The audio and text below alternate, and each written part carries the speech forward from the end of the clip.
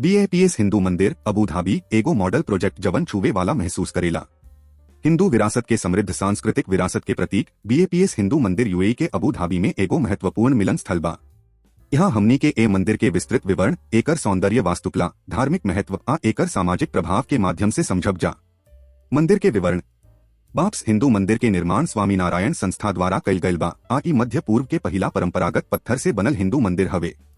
ई 27 एकड़ में फैलल बा जवन भव्य पैमाना, जटिल नक्काशी आ उत्तम विस्तार से भरल बा। मंदिर के ऊंचाई 32.92 मीटर, 108 फीट, लंबाई 79.86 मीटर, 262 फीट आ चौड़ाई 54.86 मीटर, 180 फीट बा। एकर उद्घाटन 14 फरवरी 2024 के भइल रहे आ एहमे भारत के प्रधानमंत्री नरेंद्र मोदी शामिल भइले। वास्तुकला के महत्व। प्राचीन हिंदू मंदिरन से प्रेरणा लेके ए मंदिर के डिजाइन में जटिल नक्काशी, गुंबद आ शिखर के शामिल कइल गइल बा। 7 गो शिखरा स्पायर UAE के 7 गो भवन सब के चिन्हित करेली जे एकता आ समावेश के प्रतीक उपलब्ध करावेली।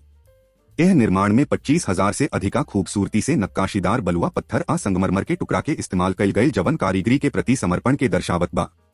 धार्मिक महत्व के बा। मंदिर में स्वामीनारायण, अक्षर पुरुषोत्तम, शिव, कृष्ण, गणेश, हनुमान, राधा कृष्ण आ पार्श्वनाथ जैसन 7 मूर्ति स्थापित बा।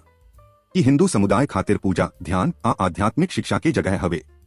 एकरे साथ साथ ई एगो जीवंत सामुदायिक केंद्र के रूप में भी काम करेला। शैक्षिक कार्यक्रम, सांस्कृतिक आयोजन आ सामाजिक सभा सब के आयोजन करेला। समग्र प्रभाव। बाप्स हिंदू मंदिर हिंदू समुदाय आ UAE के व्यापक आबादी के बीच एगो सांस्कृतिक सेतु के काम करेला जवन विविध धर्मन के समझ आ सराहना के बढ़ावा देला।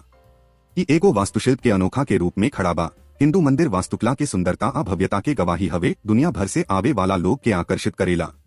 UAE में अतना महत्वपूर्ण हिंदू पूजा स्थल के मौजूदगी धार्मिक सहिष्णुता अबूरी समावेश के प्रति देश के प्रतिबद्धता के दर्शावता।